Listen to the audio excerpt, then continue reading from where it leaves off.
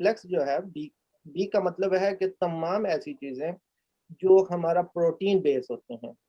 जो भी प्रोटीन है, दालें हैं, गोश्त है, ये हमारी आंतों में हज़म नहीं हो रहा होता। किसी बीमारी की वजह से या बीमारियों के इलाज की सूरत में हमारे पास हमें हो जाता है। इसमें क्या होता है, तिली सूज जाती है, आंतें खराब हो जाती हैं और आंतों में खुश्की हो जाती है, कब्ज़ हो जाती है, आईबीएस शुरू हो जाता है, बहुत ज़्यादा लूज़ मोशन शुरू हो जाते हैं।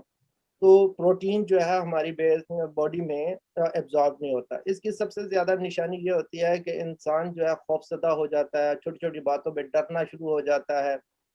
तो और गुस्सा बहुत तेज़ी से आ जाता है और कान हाथ-पैर पैरों की तरफ जो है सूजन चली जाती है, पैर जो है नम हो जाते हैं, एड़ियाँ दर्द करती हैं। इसका मतलब यह है कि हमारे जो ग्लैंड्स हैं मेसेंटेरियन ग्लैंड्स वो प्रॉपर काम नहीं कर रहे और प्रोटीन को एब्ज़ॉर्ब नहीं कर रहे, जिसमें ये जो आंतों की बीमारियाँ पाइल्स हैं, औरतों के जो एमेनेरिया है, खून की कमी है, ये सारा कुछ बी12 के ज़िम्रे में आ जाता है, यानी कि हमें यखनी पीनी चाहिए जिसमें सबसे ज़्यादा बी12 और बी कॉम्प्लेक्स होता है।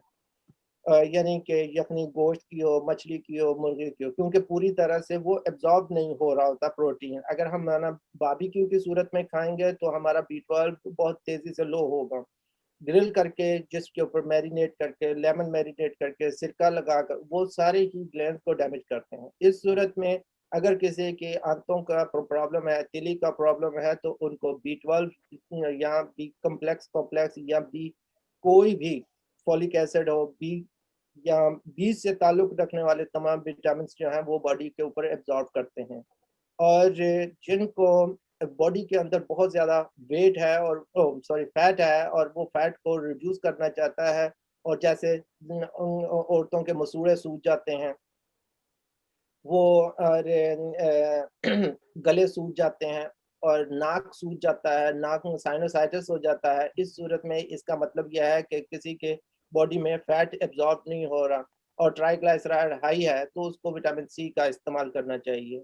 और जिनको फैट बॉडी के अंदर बन ही नहीं पा रहा, तो उनको ऑयल बेस्ड चीज़ें चाहिए, दूध, मक्खन और vitamin A, vitamin D, vitamin E की ज़रूरत पड़ती है। जज़ाकल्लाह आपका